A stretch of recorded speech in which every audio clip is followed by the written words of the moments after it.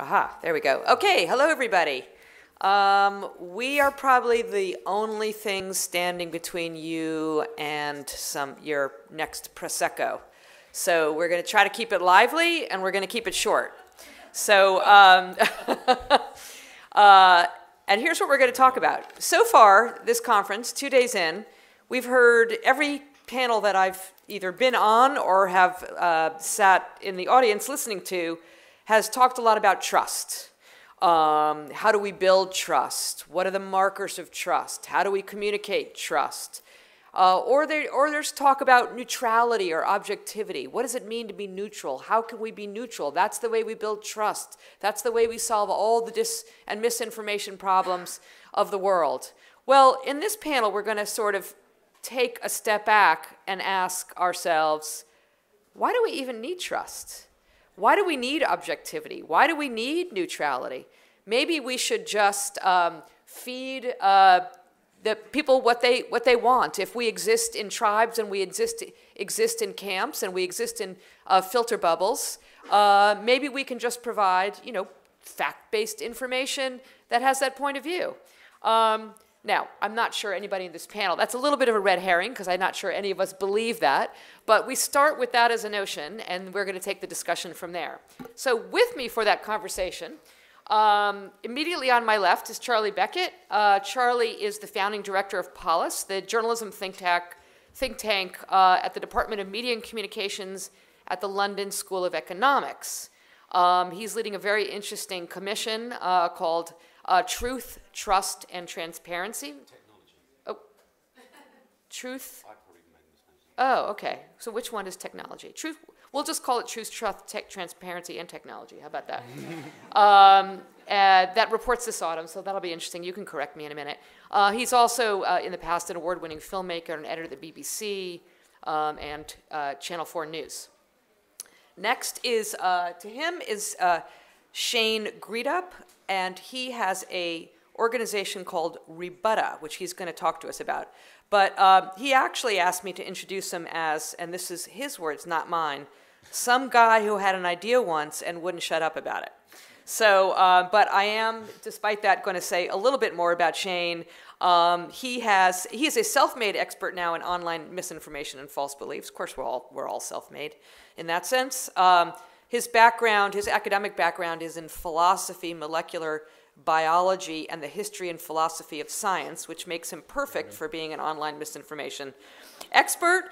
He then became a web entrepreneur specializing in digital marketing and online community building. And we're going to hear more from him in a minute and the kind of cool thing that he's doing. And then finally, Richard Sambrook is the professor of journalism and director of the Center for Journalism at Cardiff University.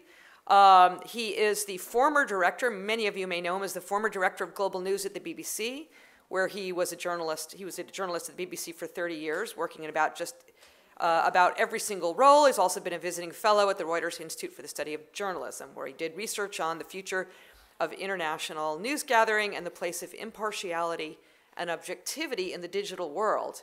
And since you are therefore an expert on impartiality and objectivity, some of the hallmarks of trust, we're going to start with you, Richard, and why don't you share a couple of your thoughts, and then we'll talk about what these two other guys are doing. Okay, Viv, thanks very much for that. I think, first off, we should note that who needs trust is not necessarily the same as who wants it or who cares about it. We might think all sorts of people need to be able to trust various services or trust the news, but they may not care about it, and that's quite a big problem we may want to get into. Let me make kind of three broad points to get us going, though. Firstly, it's fine to have all kinds of different sorts of news. Partisan news, activist news, entertainment news, news that seeks to press emotional triggers, and to have impartial and objective news as part of that mix as well.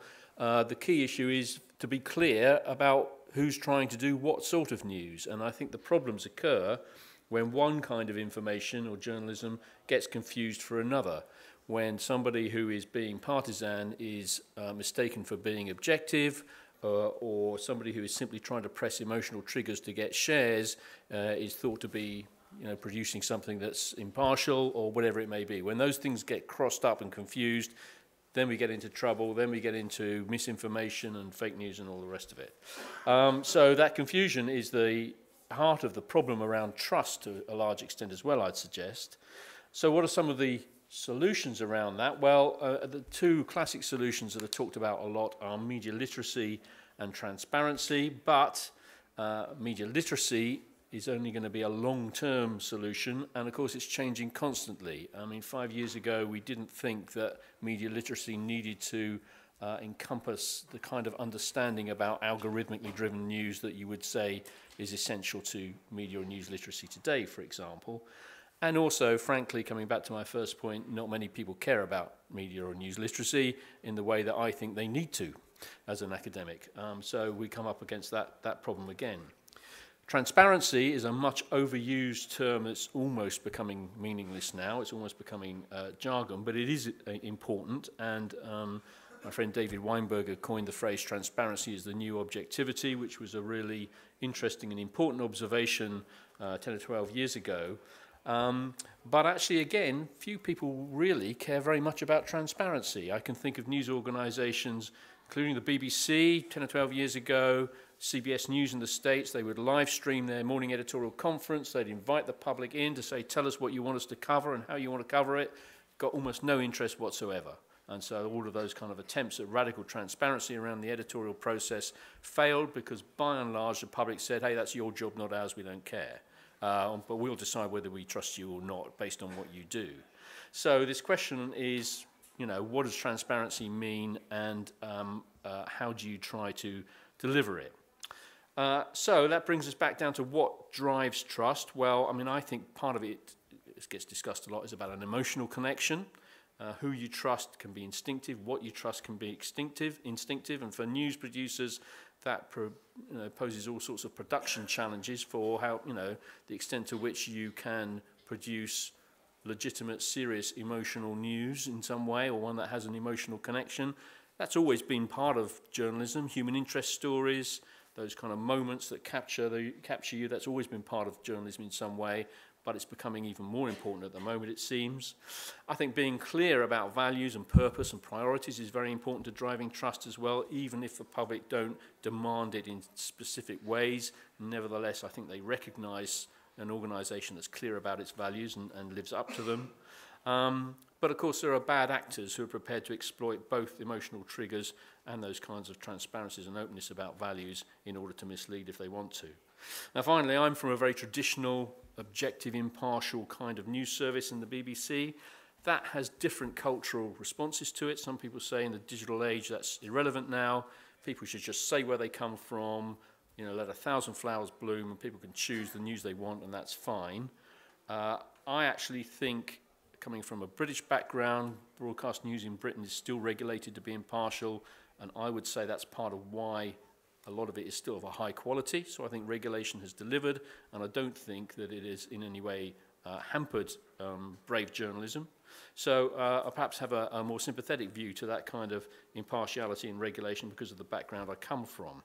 But I think impartiality or objectivity is not about pretending you don't have a view, which is the usual criticism of it. I think it's almost the opposite. It's recognizing that everybody has a view, but it's submitting to a series of editorial disciplines to get over that and get beyond that and raise the quality of what you do. So if we get down to the practical terms of what drives trust, what are those editorial disciplines that we used to call impartiality? We may now need to come up with some new way of describing. It's about verification, a focus on evidence. That's now more important than ever in the current climate, obviously. It's about a diversity of viewpoints and a proper weighting of those viewpoints. And when people obviously criticize objective impartial news services, it's often because they say they just go for balance of inappropriately weighted views. But I think that weighting is important, but a diversity of viewpoints is very important. It's about an organisation that challenges itself. There's a lot of internal challenge. I think that's an important part. Internal questioning of what it does and why it does it and how it does it is an important quality there as well. An openness on methods, the transparency question again, show your working, as my maths teacher used to say. Don't just give us the answer, show us how you arrived at it, who did you talk to, where is your evidence, to what extent can you lay that out and set that out, and obviously that's easier in documentary and current affairs than it is in a short news item, But again, showing your working is, I think, an important part of it. And I suppose also being bottom-up and not part of the problem, not part of the political bubble. And I think that's a large part of where a lot of journalism has gone wrong in recent years is journalists have become stars, particularly broadcasting. They lunch with the politicians, they lunch with the celebrities, they're part of that elite, and they're not. They've lost touch with the bottom-up and ground-up public interest that they should be reflecting. Now, all of those things of making sure you've got feet on the ground, making sure that you're open, making sure you put the effort into verification and a diversity of viewpoints are part of the editorial disciplines of providing an impartial, objective news service, which I would argue drives trust. Finally, the media literacy point, I think in the end, people, it's quite simple. People have to ask those old-fashioned, traditional journalistic questions: who, why, where, and what. Who is telling me this? Why are they telling me this? Is it to inform me, to sell to me, to entertain me, to influence me, to mislead me, to press an emotional trigger? Why am I being told this? Where is the evidence for what I'm being told? Is there evidence that's available? Can I see it and touch it, and do I understand where it comes from? And what other views are there about this? And if you're consuming news and information and you can't answer those who, why, where, what questions about it, then maybe you shouldn't trust it. Thanks. Okay, thanks, Richard. So we've got one vote in, trust matters, and what constitutes trust. Charlie, does trust matter? No, I'm going to go to you next, and then I was going to go to you. Want me to go to him first? I don't know. No, go ahead. No, go ahead. Yeah, I'll go ahead. Yeah. Sorry, Vivian, you changed the order on me. Yeah, I was Just trying to keep you on your toes. I was gently going to sleep there, but Oh, yeah. sorry. I used to call him a friend. Ooh. Let's get this party started. That's right. He's heard it before. No, I should say, obviously, I used to work at the BBC, and I very much buy into everything that Richard has just said. Too late now, Yeah, see, he doesn't trust me. But I think, in a way, I think trust is a really stupid word, which is quite dumb of me, because here I am on a panel about trust, and I'm running a commission, the name of which is the Truth and Trust and Technology Commission. So, you know, why do I think it's stupid? Well, I think it's partly because we use it in such a simple way. For example, how many people in this room are on Facebook? How many people use Facebook? Okay. Now, how many of you trust Facebook? Well, of course, you do trust it because you use it every day. Well, you use it regularly, and you have expectations that it delivers 99.9% of the time. It may occasionally steal your data and sell it to somebody, but generally it does a trustworthy job. It's a bit like the banks. If I ask you, do you trust the banks? You do not trust the banks. Yet you all happily go to an ATM because you know that, generally speaking, you'll get 100 euros out, or in my case, £100 out when I ask for it. So I think it's any kind of survey that relies on some sort of measure of public trust, I think, has to be questioned. Trust is very much, it's a cliche, but trust is a relationship. And as we all know, relationships can be very complex in good ways and in bad ways. And the relationship between the public and journalism is likewise very complicated. This is one of the reasons why, with our commission, which was motivated by initially that idea of so-called fake news and the crisis in 2016 in the US especially, but now we can see globally this sort of crisis around information, was very much around trust. And we could see the reason with our commission that we brought together journalists, and we brought together people from the tech companies, and we brought together people from civil society, is that we realised that trust is not just a media issue. In journalism, trust is, or the relationship of trust is constructed out of all sorts of things. Partly it is about, you know, the technical product, the content, and the signals that you may have in that. And there's a lot of fantastic work going on at the moment by people trying to come up with better ways of signalling that a particular piece of content is credible, reliable, is sourced, and so on. And those kind of signals are really handy, just like signals are very useful when you're driving down a road. But it's very much a process. You know, journalism is a process. You may rely or trust a source because you go there regularly. So you build up an understanding over time about how it has treated you. And therefore, you know, you have a good relationship with it. And it's also obviously about other things apart from facts. It is about emotions or about your values and about your identity. We all pretend that we consume journalism because we want to know facts. We want to be informed. Well, that's a kind of bullshit, really. Most of us will not be able to particularly use the information that we get from journalism. We're doing it for all sorts of reasons. You know, we may do it as a kind of ritual about knowing things. We may do it because we want to send a sign. I am the kind of person who takes an interest in the Syrian conflict, for example.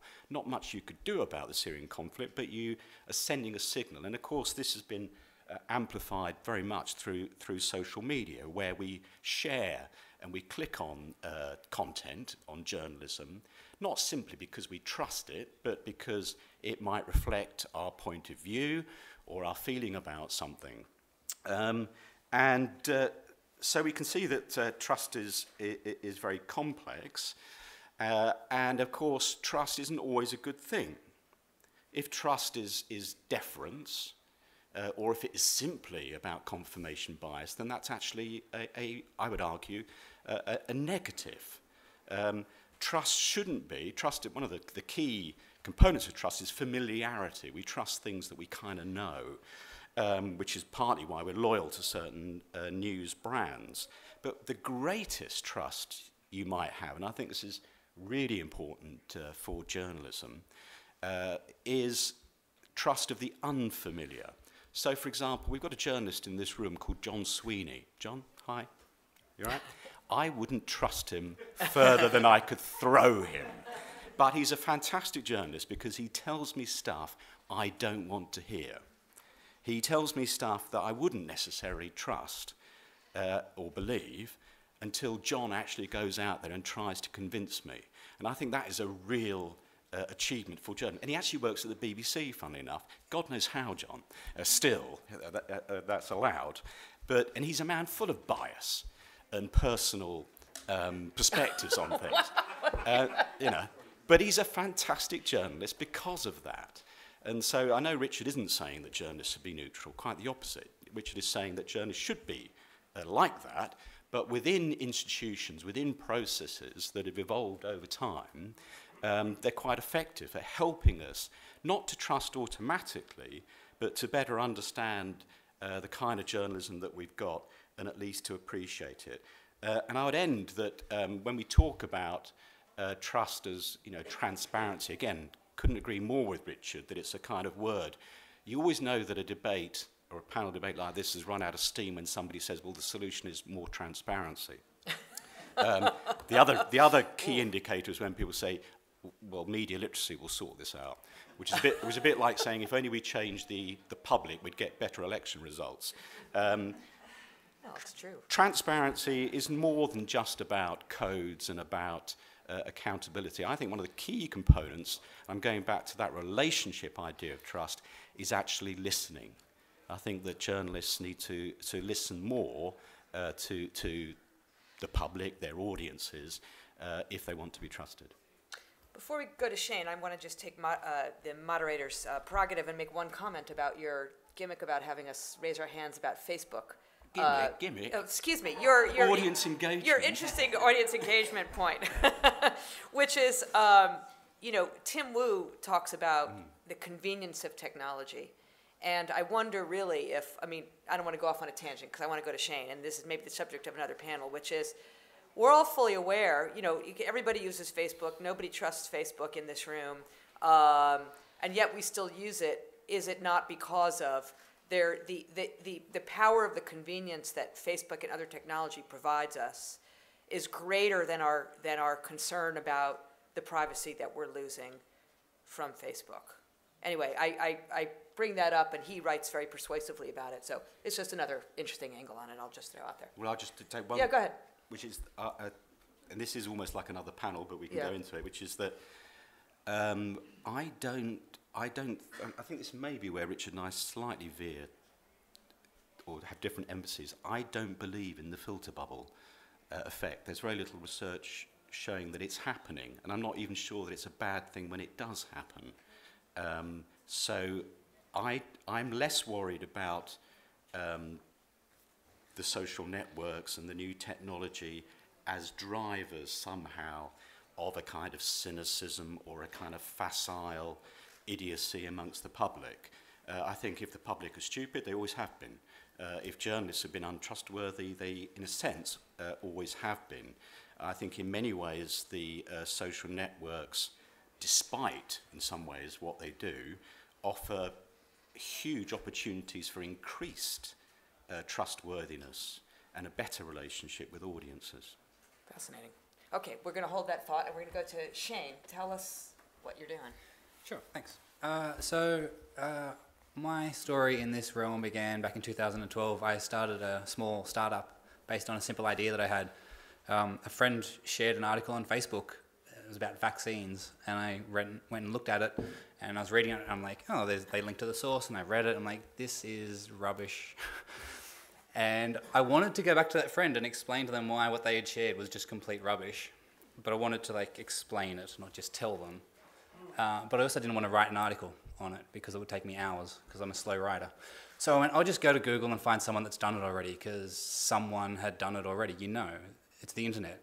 People correct each other all the time. They will disagree about anything. And I wasted 2 or 3 hours instead trying to find a rebuttal. And it just struck me how frustrating it was that people will take the time to write critiques, rebuttals, corrections, do investigative journalism, all of those things, and publish it to their website, to their column, to wherever. And then the thing that they're critiquing never takes that audience to the critique. You can't find the critique from the content. So I'm like, I actually assumed someone would have made this already, but they hadn't. I spent a year looking for it. Ended up making rbutr, which is a browser extension, which allows you to go, this page rebuts that page, submit. And then when someone visits a critiqued page, rebutted page, they get told about the rebuttal. Very simple idea, very simple solution. But no business model behind it, no sort of money, so years went on and I did other things for a little bit, and then fake news took off. And because I'd worked on this idea for so long, I saw the consequences of having availability of rebuttals. It's not just you get to read a different article, you get to read another opinion, but you're constantly being reminded that what you're reading could be wrong. You're constantly being taken to critiques. And the act of reading a critique is different to reading an article, because a critique just demonstrates to you how to critically think, how to critically analyze, some of the tricks of the trade that are used to manipulate your thinking and persuade you into believing things that aren't true.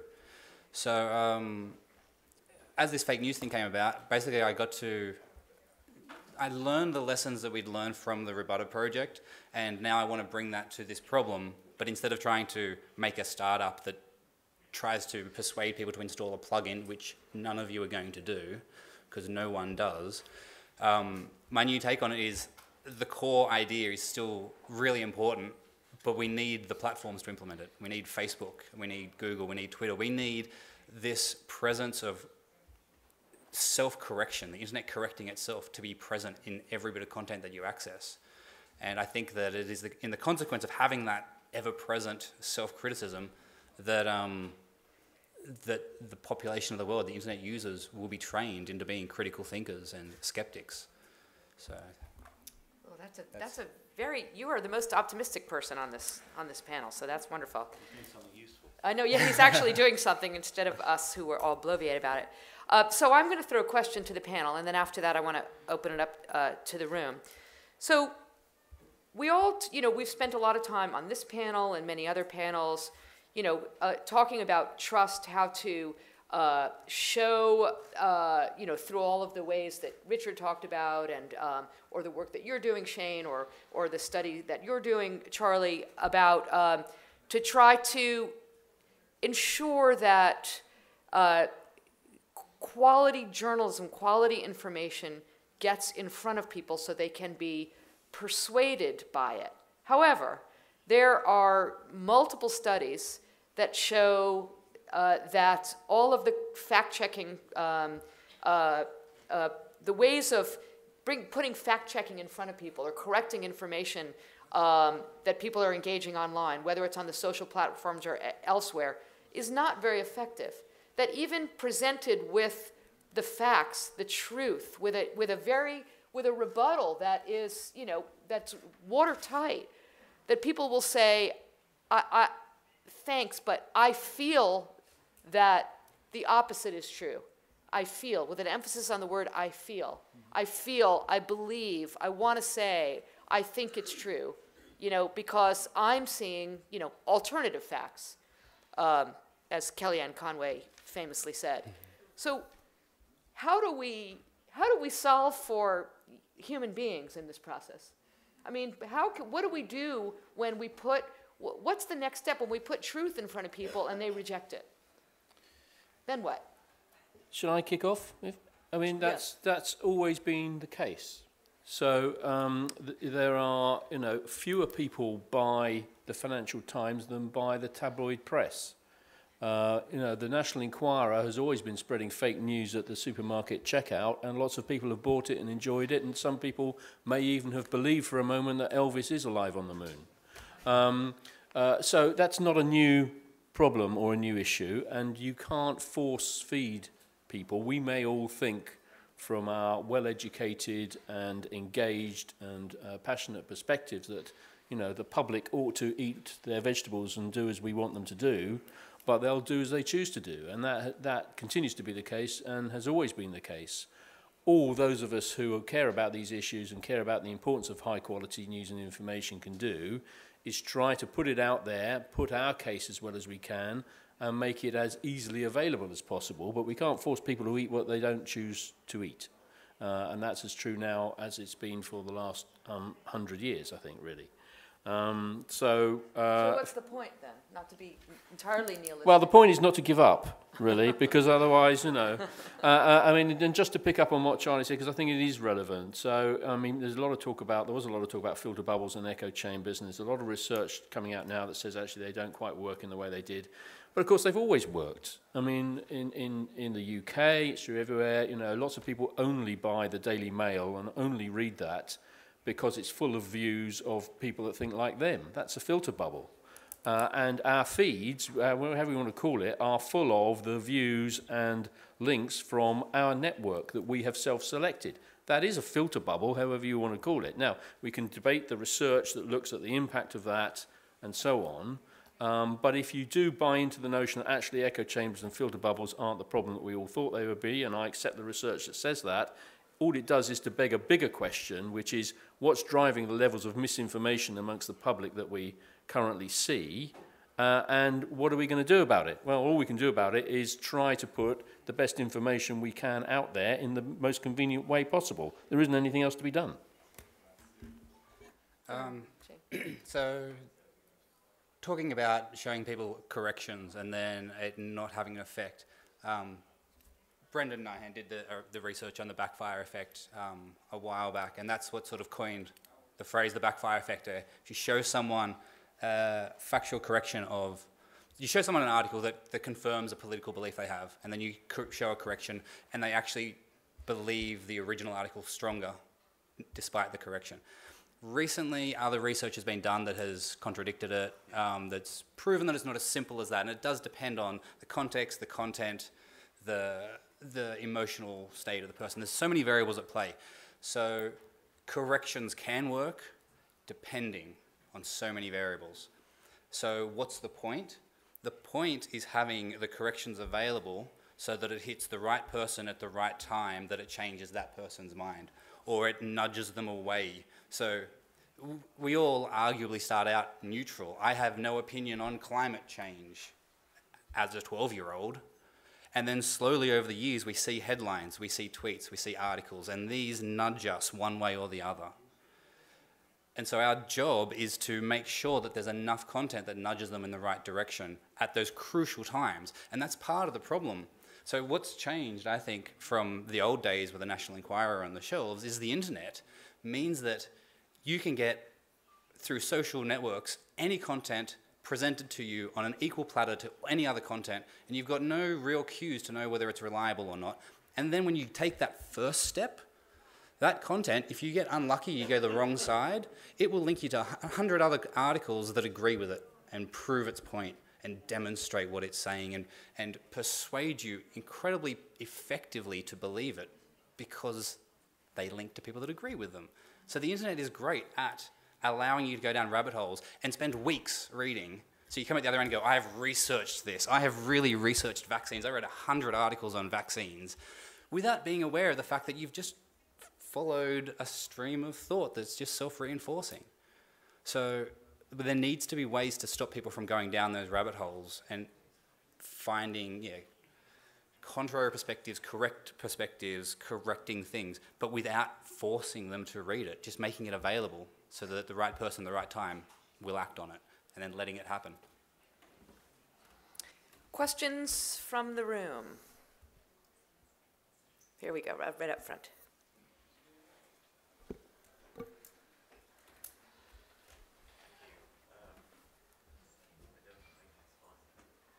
Is it on? Yeah. Okay. I totally agree that trust as a total concept doesn't make any sense. I don't think we actually even trust ourselves totally. So I think the right question, which could not be as misleading as this one, would be the question of trust as.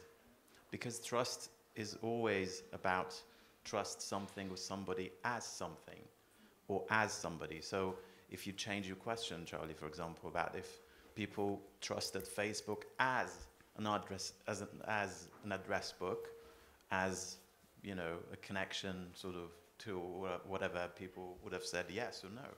So I think the framing of the question is not really right.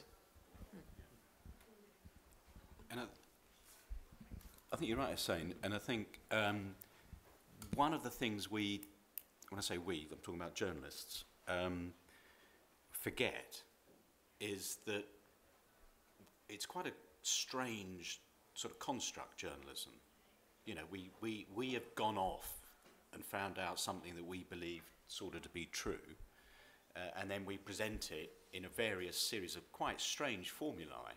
And most of them are done for very good reasons. You have to make things simple, understandable, entertaining, accessible and so on. And you cheat when you do that. I used to work in television, which is the worst, most formulaic way of representing the world. You compress things, you use graphics, you do strange rituals like piece to cameras. You have reporters, I bring back John Sweeney back into this, wandering around the place, pretending to know everything, and they speak in this weird kind of ritual. And I think one of the things we have to do is relearn as journalists, especially in the context that you're talking about of social media and the internet. It's part of your as point, which we have to come up with better ways, and they could be Chrome extensions, or they could just be different ways of talking to people. There could be transparency tools which relate the journalism to the source, perhaps, or the where you got things from, but also to the audience. And I think that's quite this is again it's not entirely new. The phrase human interest. And in many ways, the much derided tabloid press has been best at doing this, at trying to connect to people. So you're not just saying, the BBC has a different tradition. The BBC says this is something that is true. You can believe it because it's the BBC. A tabloid or a popular newspaper, whatever, is more likely to say, you should believe this because it's relevant to you. Or here's a celebrity that you know who's going to tell you something that's true. So it's the kind of as thing, making it relatable and relating it to people's real lives. And I think journalism has got a real problem in the sense that it's become distant at a time when news is becoming intimate. News is appearing here on your Facebook news feed, etc., along with all your other emotional stuff, your family and your friends and the entertainment and the sport. Bang, then there's Syria. So you're having to relate to it in a more personal way. And so to go to the emotional thing, I think one of the biggest tasks for journalism is somehow to invent ways that, I don't mean making journalism more emotional in the sense of more tearful or more angry, but trying to personalise it in a way that relates the truth or the trust relationship to people's real lives. And that's not easy, and it's full of potential hazards, such as, you know, one thing that Richard and I are obsessed by, you know, the blurring between, you know, reporting and opinion, for example, or news and opinion. How do you do that on this thing and still retain that kind of emotional link? It's not easy. I think it's a really good point that you've raised, and I think I'm seeing this discussion of trust, and I see it all the time with journalists, where it feels to me like you want to believe that trust is an objective thing. Like we can create a newsroom that is trustworthy. Yeah. Trust is an individual thing. This is why InfoWars, and every time I've been listening to so many panels and people keep talking about the New York Times and the BBC and the Guardian. Why is no one talking about InfoWars? And because we don't want to give them publicity. yeah, like Fox News, yeah. Like, this is the reality we now live in, is InfoWars has an equal platform to the BBC, and people trust InfoWars more than they trust the BBC. Okay? And so a misinformation whack-a-mole panel earlier today, Indira mentioned, Indira, sorry, mentioned CNN going to all this trouble to correct a mistake that they made, and Fox News would go on this thing about Seth Rich, thank you. Did a whole thing about him and slandered and whatever, and then just moved on like it didn't happen. And people trust Fox News more than they trust CNN. So what can newsrooms do to be this objective trustworthy that people will trust? Nothing. It seems to me like trying to do that is missing the point of what trust is. And unfortunately, because it is a personal thing, what earns trust is you find out what someone wants to hear and you tell it to them and they trust you. And it's the wrong thing. It's not getting to the truth. It's not good. But that's people. So who needs trust? I worry that trust is the wrong thing to go after. Correct. I think we're so I don't want to get too kind of philosophical about it. I think we're getting mixed up around the word trust again, and I also think we get mixed up around the word truth, and I think these confusions are a large part of the problem. So when people say they trust Fox News, they may trust it as a consistent and reliable product that gives them a certain thing they like to watch. It doesn't necessarily mean that they trust it to be, you know, impartial and accurate in the terms that people on the left would determine it to be. They trust it to be a certain sort of consistent experience. So they have a different meaning behind trust to the kind of the word that we might be using, the way we might be using it in this room. Similarly, without wanting to get too deep into this because we haven't got time, the truth, what's the truth of something? Well, you know, there's lots of different sorts of truth. The problem is with the word truth. There is an absolute truth. You know, we are sitting in a room in Perugia. That is true. But there's also a personal truth, a relative truth.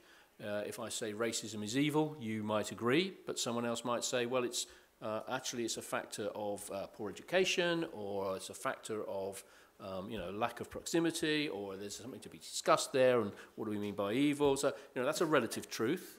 And then there's political truth, hyperbole of the kind we've seen in populist campaigns. Well, it's not literally true, but it speaks to a greater hyperbolic truth that people can identify with. So there's all sorts of different kinds of truth. There's an artistic truth that's not literal as well.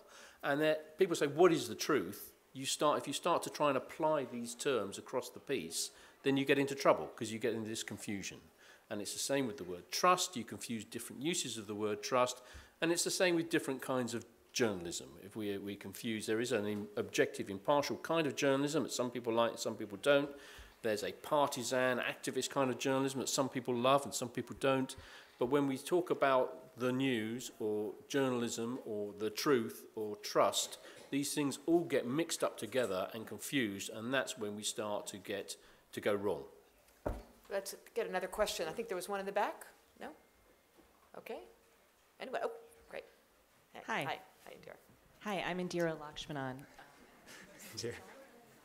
Okay. So I was just going to say that just one point about, I really endorse what you're saying, that trust is relative, and to different people, truth is relative as well. But I just wanted to point out, it's actually not true that more people believe Fox than believe CNN. There's no poll that shows that. Sorry, yeah, well, and there's no poll that shows that more people believe InfoWars than believe BBC. Those are not accurate statements. So I just want it for the record, since this is being live streamed and recorded. No, Fox News, sorry to interrupt, but Fox News, I agree, it's a dumb question. But when people are asked the dumb question, which news source do you trust most, the people who watch Fox News trust it much more. But that's the people who watch it. It's not a majority of the American population. Gotcha. That's right. what I'm Yeah, trying to say. I think that's If what you're you talking meant. about absolute That's what you numbers- meant. I'm sorry. Okay, I misunderstood what you said. I was just going to say the highest number I've ever seen for trust in Fox News is a Pew poll that asked people what was their primary source for political news in the 2016 campaign, and 19% answered Fox News, and that was the highest number out of the whole 100% of the population that I've ever seen. So that's all I was going to say. But I do think it's a very fair question that you guys raise, that trust is relative, and sometimes even when you show the facts, people resonate with what they resonate with. So what's your answer to that problem? You know, if we're doing everything right, if we're showing our work, if we're being accountable, if we're running corrections, if we're going first for accuracy and truth and everything and making sure we don't make mistakes, and people still don't trust us, I'm curious to hear your solutions on this. And I've read a lot of your work, Charlie, and really like it. And so I'd really like to hear from all of you. What's your solution to this? I need more media literacy. Yes, transparency and media literacy. We need more media literacy, we need more people to study at Media and Communications Department. I'll just say, you're right. What I said, I probably misspoke by making it sound like I was trying to say a fact. My point was that lots of people trust InfoWars, way more than I want to believe. Well, lots of people trust, and that's more the sort of the feeling I was going from, not being accurate, sorry. I mean, let's do the next 5 minutes off the record, okay? In the sense that Careful. I am, I earn my living, through journalism and through journalism education, and I'm running a Truth, Trust and Technology Commission, which implies that there is a problem with information and that media, the industries, can do something about it. And perhaps, universities can help do something about it. But I think, in a sense, I agree with Richard again, that all we can ever do as journalists or as citizens is strive for better information. The reason that we had so-called fake news, and the reason that it led to something that at least half the American population or voters think was a bad outcome, was not to do with media. And where it was often counterintuitive. Social media, InfoWars, did not win the election for Trump. If anything, it was old school cable news, perhaps, but it was talk radio. Talk radio and so on. And do you know what? It probably wasn't media at all. The real reasons for polarization in America, the real reason for the success of Trump is about politics and economics and society. And the idea that you can fix those problems through media, much as I love journalism, I went into journalism to change the world, schmuck. But I did. But we realised that media effects are marginal at best, and long term, if anything. And thank God in a way, because if journalism could change the world, then people like John Sweeney would be running the country. So I owe you such a big drink, John. Yes, you do. But so I actually think, hold on. Of course, I care passionately about this. This is my job to care about this, and we're all trying to improve things. But I think this is a perennial struggle. There are real things you can do, like rbutr, for example. The real things that you can do, and there's a structural issue. That's why it's really important that we don't want it to get worse. And things will get a lot worse in this area unless we take structural policy actions. But many of those are not about just fixing an algorithm or changing the way that people report on issues. I'll have a go at answering the question. I believe that the solution to this is to recognize that we have the problem because technology changes human behavior, and often in unintentional ways. The fake news problem came about because of the internet, search, social media, allowing us to have access to all this information. And that access to information, we expected the information superhighway, information age, to make us all enlightened and educated. But it turns out it makes us just as able to access rubbish. So that technology has changed our access to information, changes what we believe, changes how we act. When we recognize that, then the solution is to use technology to correct it. But there's this sort of twist. To solve the problem, we do have to fix the population. It is the people. But because technology changes human behavior, we can use technology to fix the people. So I believe that the solution is to affect a change of human behavior at a global level towards media literacy, towards skepticism and critical thinking. But the key difference there, right, is we don't start teaching high school students media literacy. I mean, you do, that's great, do it. We do teach university students, we do want to do all that, keep doing that. But we also need to start finding technological software solutions that provide constant pressures on internet users to be more skeptical, to be better critical thinkers, and have it ever present in everything they do. So what we want to do is, Facebook and Google, they constantly do A/B testing, and they change things to try and push people towards an outcome. But those outcomes are more advertising revenue or more time on site. These are the metrics they measure. We need to make Facebook, Google, and Twitter start measuring nudges towards media literacy, nudges towards critical thinking. I have no idea what that metric is that we're measuring or how you measure it, and that's something that needs to be solved. But that's what we need. We need them to prioritize that outcome and start modifying their software to nudge people in that direction.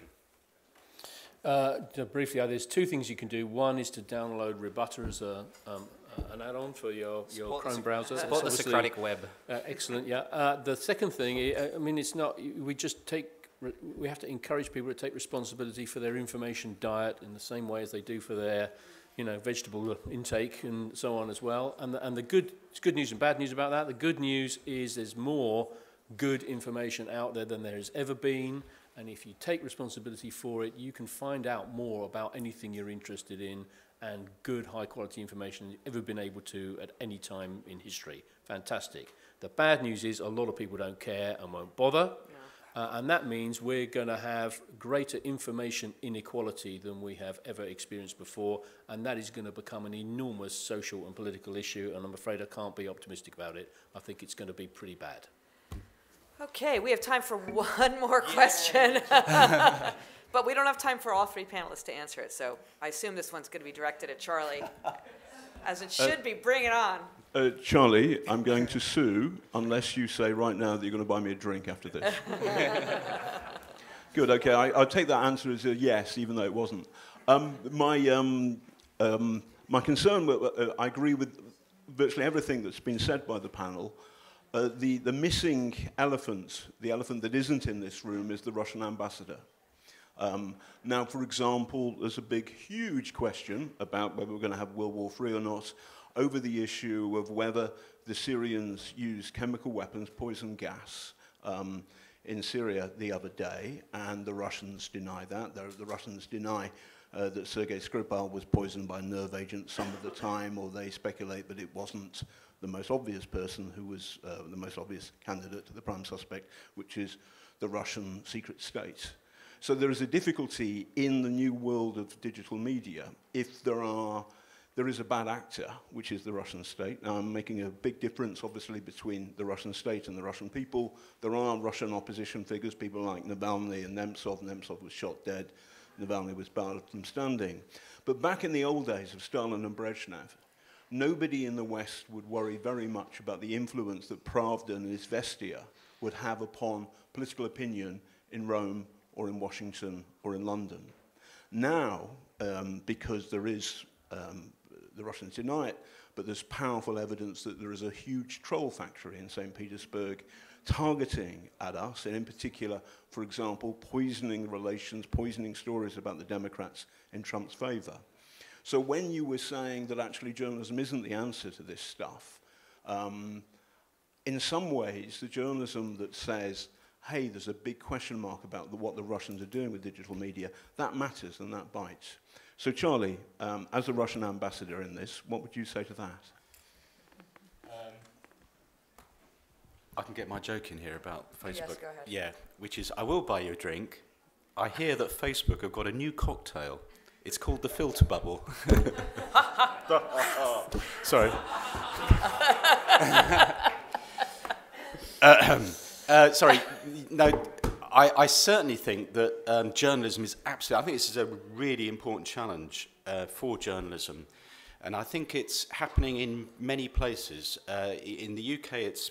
and around precisely the story you mentioned is fascinating, that there is this particular willful disregard for evidence, which has been sort of, the sort of media critique has now become a kind of political weapon, and it's the symbiosis between certain folk, broadly on the far left and far right, eagerly working with the Russian embassy and trolls, etc., is quite extraordinary. It's extraordinary in its own right and worrying, but it's also, I think you're quite right, it poses a fascinating challenge, which I'm delighted that you've embraced, for mainstream journalists, about how on earth do they tackle these people. And it is a sense, we're familiar with it, it's because it's a similar issue to the conspiracy theorist, where however much evidence you give, you say, well, no, look, there's video of it. The video was faked. Or, no, here's a document. Yes, but the document was from blah, blah. Or the whataboutery. Yeah, but Tony Blair was worse. And I think that is new, and I agree with Shane, that there is a new mediated problem with deliberation around those issues, which is, again, as you say, that has been deliberately exploited. These technologies, these social networks are being exploited by bad actors as well as good. So absolutely, I think one of the key tasks, and you do see this, BuzzFeed, for example, in the UK has been very, very good. Craig Silverman is at this conference. There's now a subgenre of journalism which is about, fake busting, but also there's a broader thing about how do you challenge that kind of, what I would see as kind of almost perverted political discourse online. How do journalists do that without descending to that level? So I do absolutely agree with you. That is a task for journalists and should not be left to politicians or diplomats. I'm afraid we have to cut it off there. I offer a challenge to all of you to come up with the cocktail names now for Google, Twitter, and others, now that we've got one for Facebook, and go imbibe and enjoy yourself. Thank you. Thank you.